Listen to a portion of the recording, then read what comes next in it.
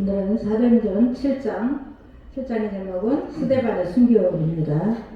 그 초대교회와 유대교회의 갈등으로 인해서 이제 스데반을 순교하게 되는데요. 맥은 54절부터 60절입니다. 한 절씩 읽으시겠습니다. 그들이 이 말을 듣고 마음에 찔려 그를 향하여 이를 갈고는 55절. 스데반이 성령 충만하여 네, 하늘을 하나님의 보고 영광과 예수께서 하나님 우편에 서신 것을 보고 네. 네, 56절 읽으세요. 그리고 입자가 하나님 우편에 서신 것을 보노라 한데 그들이 큰 소리를 지르며 길을 막고 일제히 그에게 달려들어 58절. 정문선이 58절에 네, 성 밖으로.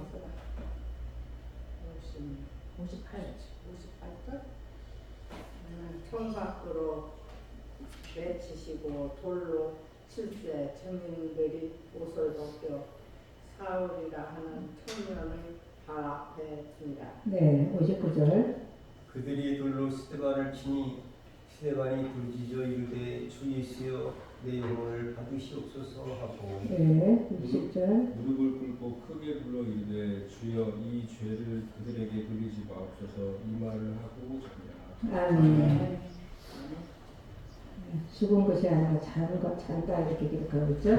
54절에 그들이 이 말을 듣고, 이 말은 뭐냐면은 스데반의 그 변정적 이제 설교를 듣는 중에 지금 이제 우리가 이 맥은 지금 54절에서 시작했잖아요. 원래 1절부터 쭉 해야 되는데 맥을 이제 스데반의 순교라고 했기 때문에 54절인데요. 이 말이 뭐냐면 스데반이 지금 설교하고 있어요. 1절부터 이제 변론을 하라고 제사장이, 그러니까 재판관이 말하니까 기회를 주니까 나는 억울하게 붙들려 왔습니다. 뭐 이런 얘기 하는 게 아니라 설교를 하고 있어요. 복음 메시지, 그야말로 구속사를 이제 설교하고 있는데 그 설교를 듣는 중에 다 듣기도 전이죠. 그러니까 마음에 찔려 그를 향하여 이를 갈고는.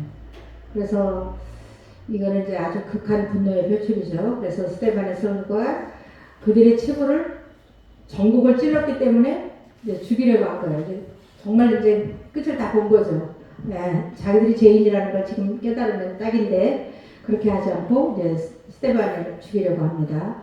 그래서 55절에 스데반이 성령에 충만하여. 그러니까 스데반은 처음에 그 6장에서 스데반이 나올 때부터 시작해서 지금까지 한결같이 성령의 충만함이에요. 성령의 충만함. 그래서 스데반을 한마디로 그 인생을 말한다 그러면 성령의 충만합니다.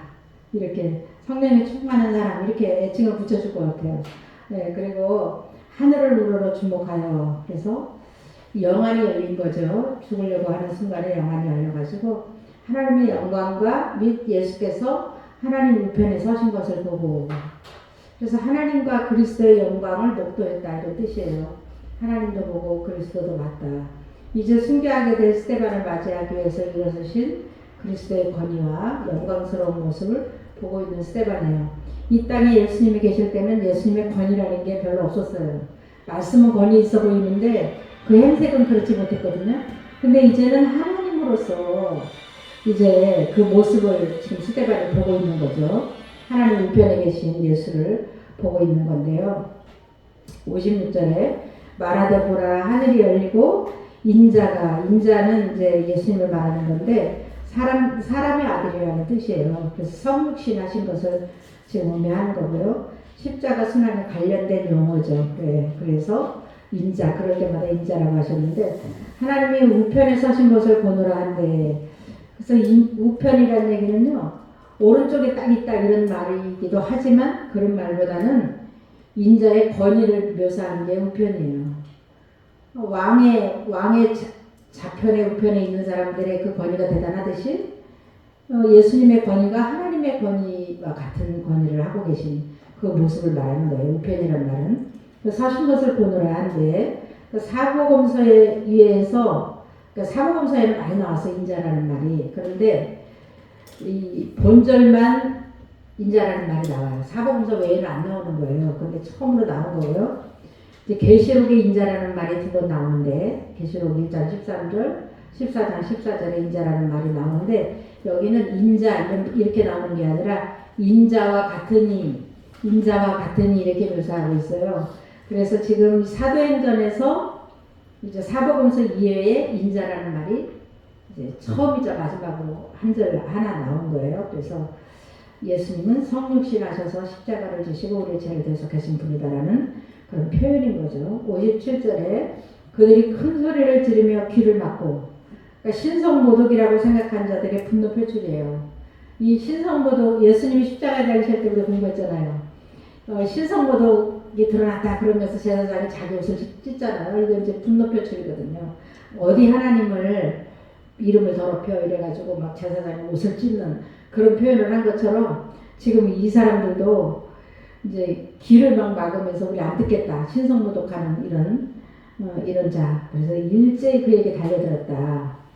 그래서 이 순간에 일제히 달려들었다 이런 말로 봐서는 그냥 그 자리에서 죽인 것 같이 느껴지잖아요. 그런데 그게 아니라 58절에 보니까 성 밖으로 내치고, 그래서 예루살렘 성 안에서는 이런 거 죽이고 이렇게 하지 않게 돼 있어요. 그래서 레위기나 신명기 이런 데 보면은 성 밖에서 죽이게 돼 있거든요.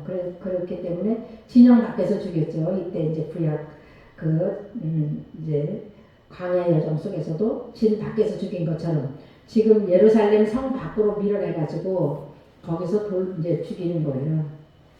그래서 도로 7세 증인들이 옷을 벗어 사울이라 하는 청년의 발 앞에 두니라. 이 옷을 벗어서 이 사울은 지금 누구냐면요. 사울이라는 사람은 그 바울이에요. 말하자면 바울 사도. 지금은 사도 되기 전이죠. 사울은 유대명이고 바울은 로마식 이름이에요. 그래서 로마식 이름 이방인식 이름인 거죠. 로마는 이방인이니까.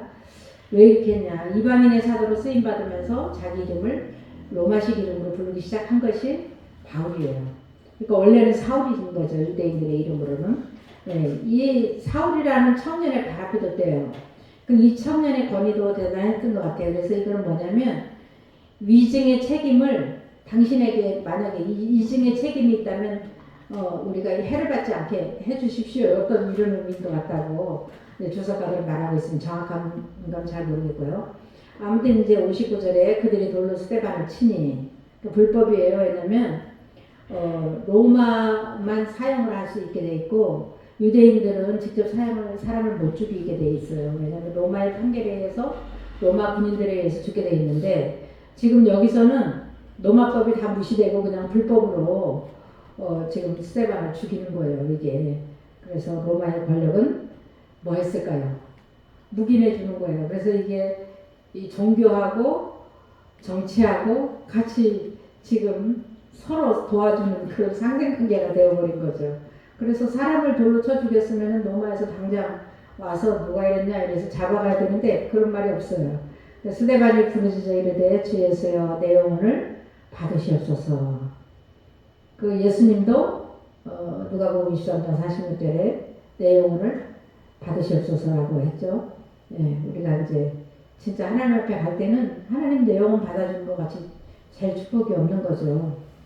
그 다음에 60절에 무릎을 꿇고 크게 불러 이르되 주여 이 죄를 그들에게 돌리지 마옵소서. 이거는요 원수 사랑을 죽을 때까지 죽는 현장에서 실천하는 그 스데반을 볼 수 있어요. 원수를 사랑하라는 계명을 주셨잖아요. 근데 그 계명대로 사는 거예요. 스데반은 자기는 너무나도 억울하지 복음 전한 것밖에 없는 진리를 전한 것밖에 없는데 돌에 맞아 죽으면서도 원망을 하지 않고 저들의 죄를 저들에게 돌리지 말아달라고 이렇게 원수 사랑에 실천을 하는 장면을 볼 수 있어요. 이 말을 하고자 하니라.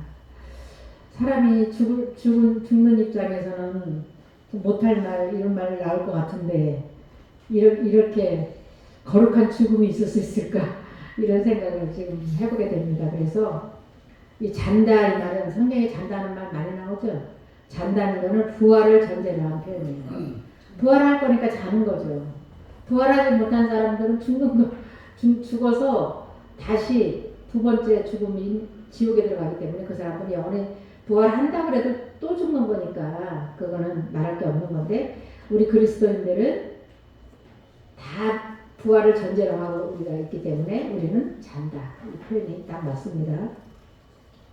그래서 이제 1절로 7절부터가 스데반 설교를 이제 하고 있어요. 먼저 설교를 한 다음에 설교를 듣다가 아까 사람들이 죽였다고 했잖아요. 그래서 이제 스데반의 설교는 뭐냐. 최후 설교, 이제 더 이상 설교 없고 마지막 설교인 거죠. 최후 설교인데 이게 이제 무슨 얘기냐면요. 족장 시대에서부터 쭉 설교를 해요. 족장 시대. 그래서 유대인들은요. 모세가 우상이었어요. 사실은. 율법을 받은 사람. 그리고 율법을 지키는 구원받는 줄 알았고. 그랬는데 우리 이 스데반은 모세에서부터 시작하지 않고 아브라함부터 시작해요. 그러니까 족장 시대를 거슬러 올라가는 거죠. 그래서 대제사장의 이제 공식적 질문을 대제사장이 합니다. 이 대제사장은 피고인 스데반에게 최후 진술의 기회를 주는 거예요. 그래서 여기 대제사장은 누구냐면 예수님을 죽일 때 대제사장이었던 가야바야. 예수님 죽고 얼마 안 돼 부활하시고 얼마 안 돼서니까 이때도 제사장이 가야바였던 거예요. 근데 이 대제사장은 뭐냐? 사내들인 공회, 그러니까 종교재판 최고의 종교재판 법정의 그러니까 재판장이에요. 이 현직 대제사장은. 그래서 지금 이 대제사장이 이르되 이것이 사실이냐? 이것이 사실이냐는 말은 증인들이 고소했는데 이 고소가 진짜냐 아니냐 이걸 묻는 거죠. 이 말은 뭐냐면은 제사장인 대제사장이 피고인인 스데반에게 최후 진술의 기회를 제공하는 질문이에요. 너 이게 정말 사실이야? 그러면 말해봐. 그러면 내가 말을 듣고서 판결을 낼 거야. 지금 이런 얘기입니다. 그래서 이 한편 이 헬라파 유대인들의 위전교사 지난주에 말씀드렸죠? 위전교사는 6장 14절에 나와 있는 위전교사는 뭐냐면 가짜 증인을 사서 말을 얻어가지고 이승을 하게 하는 거예요. 유대인들은요 2사람 이상의 증인이 있으면 사람을 죽이게 돼 있어요. 그 법이. 근데 그거는 2사람 이상에서 죽여라 이런 얘기가 아니라 한 사람의 증인으로는 죽이면 안 된다. 반드시 2사람 이상해야 된다. 이런 좋은 법인데 그거를 악용해서 2사람의 증인만 있으면 죽이는 거죠. 그래서 그 말이 위증교사자들이 말이 뭐였냐면 6장 14절에 나온 말씀인데 그의 말에 이 나사렛 예수가 이곳을 알고 지난번에 성전이라고 했죠. 또 모세가 우리에게 전하여 준 규례를 고치겠다 함을 우리가 들었노라 하거늘. 이 모세는 신 같은 존재인데 그가 준 율법을 고치겠다 했으니까 신성모독이고 나사렛 예수 성전을 또 신성시했는데 성전을 헐어버리겠다 그랬으니까 신성모독죄다 이렇게 고발한 거예요. 그래서 지금 그거 신성모독죄로 2 증인의 거짓 증인으로 지금 순교를 당한 거죠. 순교 당하기 전에 지금 이제 변론적 설교를 하는데요. 변론을 안 해요. 이제 이들에게 마지막으로 내가 복음을 전하고 죽어야 되겠다 이런 생각을 한 것 같아요. 네. 그래서 이제 이렇게 하니까 진술을 이제 허락을 하니까 지금 이제 스데반이 설교를 하기 시작하는데요. 첫 설교는 뭐냐? 2절에 아브라함의 첫 소명을 얘기해요. 아브라함의 첫 소명은 갈대아우르에서 하란으로 이제 갈대아우르에서 소명을 받았고 하란으로 이주했던 그런 내용이죠. 스데반이 이르되 여러분 부형들이요. 이 부형들이란 말은 지난번에도 말씀드렸지만 존칭이에요. 존대하는. 그래서 사내들인 공회와 창간인들에 대한 존대를 하고 있고요. 이 사람들에 대해서 이 사람들 구원하니까 이 사람들 믿기 때문에 막 나쁜 말로 하는 게 아니라 참 인격이 대단합니다. 그리고 우리 조상 아브라함이 하란에 있기 전에 메소포타미아에 있을 때에 이 메소포타미아는요 문명의 중심지인 갈대아우르를 의미해요. 아브라함의 고향이죠. 유브라데 강 서쪽의 고대 도시고요. 창세기 11장 31절에 나오는 그곳입니다. 그래서 영광의 하나님이 그에게 보여 이렇게 현현하셨다. 하나님 나타나셔서 이르시되 내 고향 친척을 떠나 내가 내게 보일 땅으로 가라 하시니 이 가라 하시니는 소명이에요. 홀링이죠. 부르셨다. 소명을 주셔서 부르신 거죠. 아브라함이 갈대아 사람의 땅을 떠나 하란에 거하다가 그래서 처음에 소명을 받고 어디로 갈지 몰랐기 때문에 그냥 하란에 가서 좀 머무르고 거기 사는 것 같아요. 그래서 약속의 땅이 구체적으로 어디인지 알지 못하고 떠난 거죠. 그래서 히브리서 11장에 보면 믿음으로 아브라함은 부르심을 받았을 때에 순종하여 장래의 유업으로 받을 땅에 나아갔어요. 갈 바를 알지 못하고 나아갔으며, 이 말이 어디로 가라라고 지명을 안 했다는 얘기예요.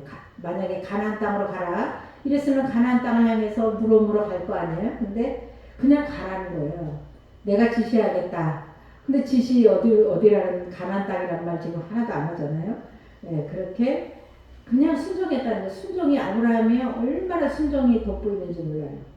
그러니까 아브라함의 두 번째 소명인데, 이 정말 스데반의 설교에서만 이런 말이 나와요. 창세기에서는 한 번 부르신 것처럼 우리가 느껴지잖아요. 그런데 여기는 두 번 부르는 거죠. 그래서 두 번째는 4절 하반절인데요. 그의 아버지가 죽음에 하나님이 그를 거기서 너희 지금 사는 이 땅으로 옮기셨느니라. 이 말이 이제 하란에서 가나안으로 이주했다 이 말이에요. 이때 아브라함은 75세인 거죠. 근데 한편 창세기 11장 26절에 셈족보에 보면은 아브라함의 아버지 데라가 70세에 아브라함과 나홀과 하란을 낳았다고 기록하고 있어요. 그러면 새 쌍둥이일까요? 한꺼번에 70세에 그냥 이렇게 족보에 이렇게 나왔어요. 한 줄로 짜. 70세에 데라가 아브라함과 나홀과 하란을 낳았다. 이렇게 딱 기록하고 있거든요. 근데 데라는 하란에서 이제 갈대우르에서 같이 조카하고 아버지하고 아내들하고 이렇게 나왔잖아요. 근데 하란에서 살다가 하란에서 죽었어요. 몇 살에 죽었냐? 205세에 죽었어요. 데라가. 근데 이때 아브라함은 135세야 되는데 135세가 아니라 75세였어요. 하란을 떠날 때. 그 데라가 아브라함을 낳은 나이는 그럼 몇 살일까요? 130세예요. 네, 130세에 낳았는데 70세에 낳은 것처럼 이렇게 창세기에는 기록되어 있어요. 70세에 그냥 아브라함과 나홀과 하란 3형제를 낳았다 이런 식으로 기록이 되어 있거든요.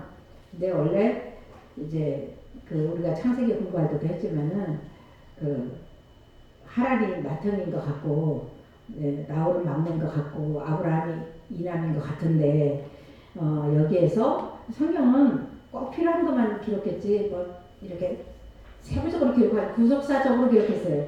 그러니까 구속사의 주역인 아브라함을 제일 앞에 넣었을 뿐이지, 이렇게 계산해 보면은 아브라함이 아브라함을 데라가 낳은 나이는 130세였었다. 왜냐하면 아버지가 205세에 죽었는데 그때 아브라함의 나이는 75세였으니까 성경에 75세라는 게 정확하게 나와 있잖아요. 그래서 이제 그때 75세 때에 아버지는 거기서 장사하고 지금 이제 다시 이사를 가는데 하란에서 가나안으로 그때 들어갔다. 가나안에 들어간 그 통로는 제일 먼저 세겜에 도착했죠. 네, 그 얘기가 이제 다음 절입니다. 5절입니다. 아브라함의 믿음을 여기서 설명하고 있어요. 약속하신 것은 능히 이룰 줄 확신했다. 현실에 되어질 게 아무것도 없는데 아직까지. 근데 능히 이룰 줄 확신했다는 게 아브라함의 또 믿음입니다. 그래서 첫 번째 부르심에 이의를 제기하지 않고 떠났고, 두 번째도 지금 아무 확신이 없고 지금 가나안에서 사는 중에 한 번도 의심하지 않았던 것 같아요. 5절에 그러나 여기서 발붙일 만한 땅도 유업으로 주지 아니하시고, 여기라는 것은 가나안 땅이죠. 가나안에 들어가서 세겜에 도착한 후 약속의 땅에서 고단한 삶을 사는 내용을 지금 말하고 있어요. 다만 이 땅을 아직 자식도 없는, 그러니까 2차 소명 후 25년 만에 이삭을 출생했거든요. 그러니까 하란을 떠나서 가나안에 들어간 지 25년 만에 이삭이 나왔기 때문에 25년 동안 자식도 없는 거예요. 그와 그의 후손에게 소유를 주신다고 약속하셨으며, 아브라함은 하란에서 가나안 땅으로 이주한 지 62년 만에 사라의 매장지를 매입했어요. 가나안 땅에 자기 땅 하나도 없었어요. 62년. 왜 62년이라는 게 정확하냐면 아브라함은 137세, 사라가 죽었을 때 127세거든요. 그때에 땅을 샀어요. 그러니까 75세에 떠나서 자기 나이가 137세가 되었을 때 그 밭구를 하나 산 거예요. 그것이 이제 아브라함의 명의로 된 가나안 땅이에요. 그래서 우리가 약속을 받았지만 약속이 더 될 수 있다는 걸 우리가 신앙생활 할 때는 인식해야 돼요. 우리는 바로 되는 거 우리 무지 좋아하죠. 바로 응답받는 거, 바로 뭐 되는 거. 약속이요 더뎌요. 그렇게 빠르지 않아요. 네. 시간이 필요해요. 그런데 우리는 참지 못하고 참고 몇 번 참고 하다가 왜 이렇게 안 되는 거야? 우리가 자꾸 이렇게 부정적인 말을 하게 되잖아요. 근데 아브라함은 부정적인 말을 안 했다라고 이 성경은 기록하고 있어요. 그러니까 약속하신 것을 이룰 줄 확신한 거죠. 네, 그래서 부정적인 말을 안 한 걸 볼 수 있고요. 이제 헷보로냐는요 6절인데 창세기 15장 13절 14절 인용이에요. 헷보로냐는 뭐냐? 6절에 하나님이 또 이같이 말씀하시되 그 후손이 아브라함의 후손이죠. 다른 땅에서 여기는 애굽이에요. 나그네가 되리니 그 땅 사람을 종으로 삼아 400년. 유대인들은요 대부분 계략적으로 연대를 말한대요. 우리는 2025년 몇 월 며칠 이래야 우리 속이 시원하잖아요. 근데 유대인들은 계략적으로 보통 말한대요. 그래서 430년인데 400년이라고 이렇게 틀린 게 아니라 400년 동안을 괴롭게 하리라 하시고 종으로 삼겠다는 거죠. 또 이르되 종 삼는 나라를 내가 심판하느니 심판했잖아요. 그래서 10가지 재앙으로 심판하셨잖아요. 하나님이. 네, 그 후에 그들이 나와서 이게 좀 지나간 얘기하는 거거든요. 구속사 과거를 얘기하고 있는 거예요. 그러니까 출애굽했던 걸 말하고요. 이곳에서 나를 섬기리라 하시고 이곳은 어디냐면 시내산에서부터 가나안 땅을 지칭해요. 가나안 땅까지를 이곳이라는 것이. 그래서 지금 가나안 땅에 살고 있잖아요. 유대인들이 지금 사는 곳이. 시내산에서부터 예배하기 시작했고 가나안 땅까지 지금 하나님을 섬기고 있는 것이다. 8절로 16절 나가면요. 스데반 최후설교 두 번째인데 족장시대의 연속이에요. 이거는 할례 언약부터 요셉 장사까지. 네. 지금 오늘 구약 성경을 엄청 많이 공부하고 있습니다. 그래서 할례 언약은 언약의 상징이에요. 자기 몸의 하나님의 자녀라는 하나님 백성이라는 표를 가진 걸 할례 언약이죠. 그래서 할례 언약을 아브라함에게 주셨더니 그가 이삭을 낳아 8해 만에 할례를 행하고 이삭이 야곱이 우리 12조상을 낳으니라. 12조상은 12지파의 조상을 말해요. 그러니까 야곱의 아들들 12명을 말하는 거죠. 네, 그래서 여기서도 야곱의 아들들 12명이지만 원래는 13지파예요. 왜 13지파냐? 네, 네이 지파가 하나가 더 있어요. 그래서 이 네이 지파 다 포함해서 원래 12지파거든요. 12아들이니까. 근데 요셉에게 2지파를 줬다 그랬잖아요. 아들들을 격상시켜서 삼촌의 반열에 올려서 2지파를 줬으니까 13지파 다 합치면 13지파인데 어떻게 12지파냐? 네이 지파는 지파에 들지 않고 빠져서 성막을 지키거나 주의를 하는 데 쓰임받는 일꾼들이 되었고 나머지 12지파가 이스라엘 지파예요. 원래는 13지파인데 12지파죠. 네. 그렇게 하나님께서 섭리하셨고요. 그 다음에 이제 형제들에게 고난받는 요셉이에요. 이거는 뭐냐면요. 동족에게 고난받는 그리스도의 예표예요. 이것이. 지금 느닷없이 요셉이 고난을 겪죠. 여러 조상은 요셉의 형들이에요. 10명. 예. 요셉을 시기하여 애굽에 팔았더니 꿈 얘기하니까 창세기 37장 얘기예요. 예, 애굽에 팔았더니 요셉이 총리가 되었어요. 이거는 그리스도의 승기의 예표요. 그리스도의 높아지심의 예표. 예. 어떻게 그 낮은 요셉이 그 강대국의 총리가 되었을까? 예, 그거에 대한 얘기죠. 9절 하반절인데요. 하나님이 그와 함께 계셔서 하나님의 보호라는 여기 맥이 흐르고 있어요. 이 내용에서 하나님의 보호. 우리는요 가만히 있어도 하나님의 보호를 받는 자들이에요. 네, 그 모든 환난에서 건져내사 애굽 왕 바로 앞에서 은총과 지혜를 주심에. 그러니까 요셉이 지혜로워 요셉 같은 우리 아들이 요셉 같았으면 좋겠어 이런 기도 많이 하시잖아요. 근데 이 요셉은 하나님의 은총과 지혜를 받아서 지혜로웠던 거예요. 중요한 건 솔로몬이 지혜로운 게 하나님이 지혜를 주셔서 지혜로웠던 거예요. 그거를 우리가 놓치면 안 되는 거죠. 그죠? 그래서 은총과 지혜를 주심에 바로가 그를 애굽과 자기 온 집의 통치자로 세웠느니라. 말을 들어보니까 이와 같은 자는 없다고. 신의 이와 같이 신의 감동된 자는 없다. 바로가 감동을 해가지고 총리 세웠잖아요. 그래서 우리는 우리가 모르는 사이에 이렇게 하나님의 신의 보호를 받는 우리들입니다. 우리 대단한 복을 받은 자들이에요. 이걸 놓치면은 세상에서 자꾸 절망할 수밖에 없어요. 절망할 이유가 없는 거죠. 제가 한 가지 특별한 감사를 어제 청소하다가 드렸는데 요새 제가 계속 이 하나가 아파가지고 계속 솟아올라서 힘들다고 했잖아요. 어제 청소를 하다가 가만 생각하니까 내가 감사를 하는 게 하나 있구나. 감사를 해야 되겠구나. 감사를 모르고 지나갈 일이 우리 인생 가운데 수없이 많구나라는 생각을 했어요. 네, 지금 권사님 앉은 자리에 고기를 닦고 있는데 순간 그 생각 탐나는 거야.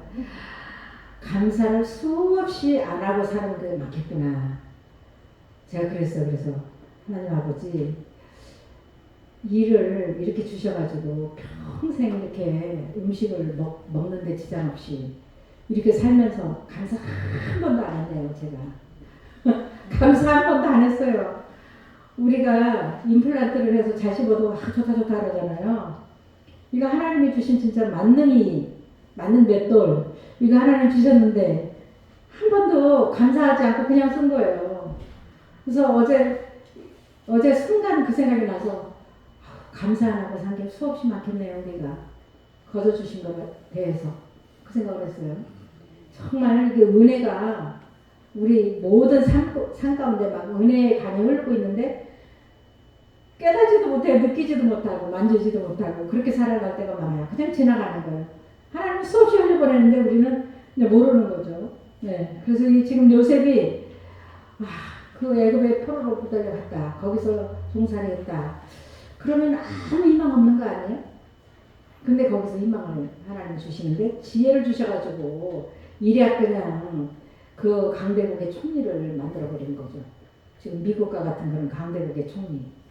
우리나라에 온다고 우리나라가 막 요동하잖아요. 네, 그런 은혜를 입은 거예요. 네, 그래서 진짜 우리는 복받은 사람이다. 이런 생각을 감사하세요. 혹시 잊어버리고 아는 거 있으면 한 가지씩 감사하세요. 그게 예배고 그게 찬양이에요. 사실은. 네, 감사할 일이 수없이 많은데도 안 하고 살아요. 그러고도 몰라요 또. 네. 그 다음에 11절에 보니까 요셉이 가족 구원이에요. 이 가족 구원은요 그리스도의 구속 예표, 인류 구속의 예표예요. 가족이 양식 없으면 다 굶어 죽는 거 아니에요? 우리 동족도 지금 북한에서 굶어 죽었다 그러잖아요. 고난의 행복 때 엄청나게 죽었다 그러잖아요. 그렇게 죽는데 양식 없으면 죽는데 요셉이 하나님의 지혜를 받아서 온 인류를 그때 당시 살린 거예요. 육을 살린 거죠. 근데 우리 주님은 영육을 살리시는 거죠. 11절에 그때 누가 가나안 온 땅에 흉년이 들어 큰 환란이 있을세 우리 조상들이 양식이 없는지라 야곱이 애굽에 곡식이 있다는 말을 듣고 먼저 우리 조상들을 보내매 이거는 이제 그 12지파를 말하는 거예요. 11아들이죠. 또 제차 보내매 요셉이 자기 형제들에게 알려지게 되고 또 요셉의 친족이 바로에게 드러나게 되니라. 요셉이 대성통곡하는 소리가 왕궁에 들리면서 요셉의 가족들이 왔다. 총리의 가족들이 왔다 이래가지고 알려지게 되고 이제 이주를 하게 되는 거죠. 네, 그 내용입니다. 그래서 애굽 이주를 했는데요. 오늘 TV 막 쏟아집니다. 여기 지금 내용에 잘 들으면 애굽 이주했는데요. 75명이에요 이주자가. 그래서 며느리들은 다 뺐어요.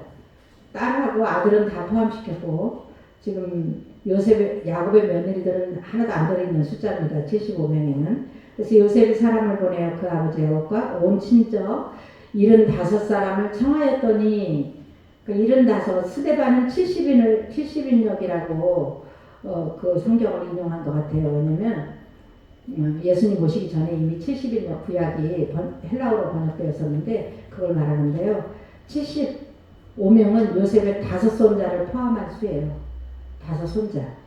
네, 그리고 창세기 46장 26절에는 66명이라고 나와 있어요. 이주자가. 그 야곱과 요셉의 두 아들을 제외한 수예요. 66명은. 네, 지금 이제 머리가 조금 지가 나가죠. 그리고 창세기 46장 27절은 70명으로 나와 있어요. 이주자가. 그래서 이 70명은 야곱과 요셉과 요셉의 두 아들을 포함한 수예요. 잘 읽어보면 그냥 금방 이해가 돼요. 그래서 성경에는 이 이주 명단이 여러 번 이제 그 인원이 여러 번 나오는데 지금 66, 70, 75 이렇게 나옵니다. 네, 그래서 그러면 이렇게 성경마다 다 틀리지? 이게 아니라 이렇게 야곱과 요셉의 두 아들을 제외한 수가 있고 그 다음에 야곱과 요셉과 요셉의 두 아들을 포함한 수가 있고 뭐 이제 그 요셉의 그 손자까지 포함했을 때는 75명이다. 네, 이렇게 알으시면 됩니다. 그렇게 이제 소수죠. 이렇게 해서 며느리들까지 다 가봐야 몇백 명도 안 되잖아요. 근데 이렇게 이주를 했는데 조상들이 애굽에서 죽었다. 이 야곱과 그 아들들을 말하는 거죠. 이제 오래 애굽에 있다 보니까 그 요셉도 죽었으니까 그 형제들도 다 죽었겠죠. 야곱도 죽었잖아요. 그래서 15절에 야곱이 애굽으로 내려가 자기와 우리 조상들이 거기서 죽고 이거 진정한 유업은요 가나안 땅이 아니라 천국임을 시사하고 있어요. 히브리서 11장 13절 16절 말씀인데요. 왜냐하면은 지금 가나안 땅 들어가기를 그렇게 소원하고 지금 땅 약속을 받고 지금 애굽에 들어와 있는 상태를 지금 묘사하고 있는데요. 이때 이 먼저 간 사람들은 그럼 가나안 땅에 못 들어갔으니까 저주받았냐 이렇게 100살이고 400년이고 500년이고 살아가지고 들어가야 되는데 그게 아니라 이들은 하나님을 믿고 살다가 천국을 향해서 간 거예요. 네, 먼저 간 거예요. 중요한 거는 가나안 땅은 천국의 표보죠. 그래서 요셉이 이제 장사됐는데 16절이에요. 요셉도 죽어서 장사됐는데 세겜에 장사됐다. 16절에 세겜으로 옮겨져. 이 세겜으로 옮겨졌다는 얘기는요. 요셉이 살아있을 때는 아버지 야곱을 가나안 땅에 그냥 엄청난 호상꾼들과 함께 가나안 땅에 올라가서 아버지를 상여를 메고 가서 그 막벨라굴 그러니까 아브라함 부부가 묻힌 그곳에 그 다음에 레아가 묻힌 그곳에 그 이제 야곱도 거기 장사됐어요. 헤브론에. 그런데 지금 이 요셉은요 자기가 이제 죽기 전에 유언했어요. 뭐라고 유언했냐? 나를 절대 애굽에다가 장사 지내지 말고 내 유고를 메고 나가라. 출애굽할 때. 그러니까 요셉은 얼마나 출애굽을 확신했다는 얘기예요. 확신한 거예요. 왜냐면 우리는 가나안 땅에 들어가 살 사람이기 때문에 나를 애굽에 장사 지내면 안 된다.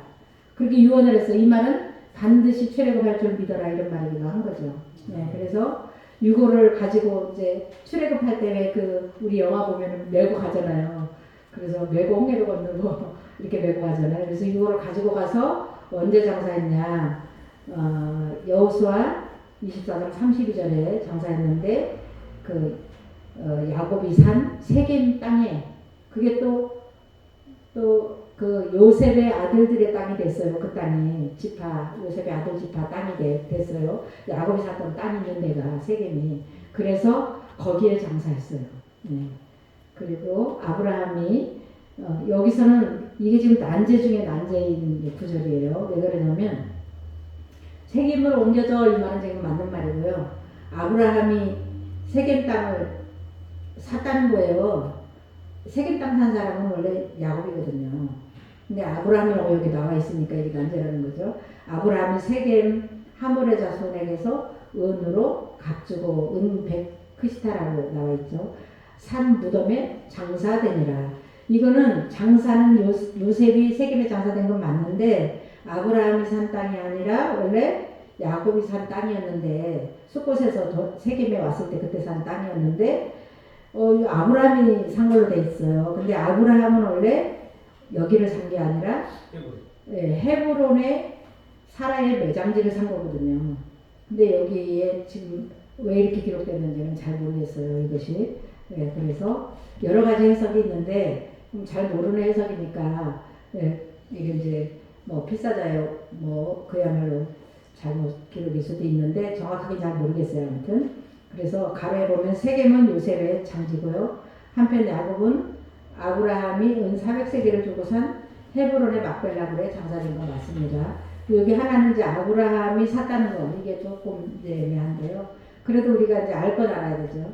예, 그냥 성경을 쭉쭉쭉 읽으면서 무슨 뜻인지도 모르고 그냥 그 틀린 건 또 모르고 이게 또 무슨 고민도 안 해보고 읽는 게 아니라 이제 이렇게 쭉 공부를 오늘 이렇게 마쳤습니다. 그래서 저는 이 강의를 우리 매 강의를 하면서 뭐 특별히 특별한 살을 붙이려고 안 하고 가장 성경적으로 해석을 해서 우리가 성경을 바로 알아야 되겠다라는 그런 생각으로 지금 이렇게 이제 책도 쓰고 강의도 이렇게 하고 있습니다. 그래서 뭐 여기다가 무슨 살을 이것저것 붙이는 거는 안 하고요. 어쨌든 우리가 오늘의 맥에서 이렇게 지금 족장들의 이렇게 그 연대를 쭉 이렇게 역사를 들으면서 생각하는 거는 하나님이 아브라함을 택했다. 택하신 자에게는 알게 모르게 함께 계시고 역사하신다. 그러니까 우리도 하나님이 택했어요. 아브라함만 택한 게 아니잖아요. 우리도 하나님 부르셔서 지금 이 자리에 와 있어요. 우리 스스로 예수 믿은 게 아니라고요. 네, 성령의 이끄심을 따라서 우리가 예수를 믿은 거죠. 오늘날 우리도 똑같이 나는 모르고 있으나 하나님은 나와 함께 계시고 은혜를 베푸시는 하나님입니다. 지혜를 야곱만 주는 게 아니고 요셉만 주는 게 아니고 우리에게도 주신다. 지혜를 구하시고 또 그 은혜에 감사하고 감격해서 우리가 영적인 흐름 안에 들어오기만 한다면은 그 모든 복은 그냥 그 흐름 안에 다 있어요. 그렇기 때문에 우리는 엄청난 이제 누림의 삶이 우리 앞에 펼쳐질 것입니다. 그러나 이렇게 스데반 같이 순교의 순간이 온다 할지라도 주님을 배반하면 안 되겠죠. 스데반 정말 순교를 멋지게 하는 스데반이죠. 그러나 우리가 순교하려고 했을 건 없어요. 도망 다니시면서도 복음은 전해야 되는 거죠. 기도하고 마치겠습니다. 아버지 감사합니다. 오늘도 귀한 말씀으로 저들의 깨달음을 주시고 정말 성령 충만한 스데반의 설교를 오늘 우리가 들었습니다. 주님, 우리 인생 살아가는 동안에 정말 우리 하나님께서 저희들에게 보호하시고 인도하시고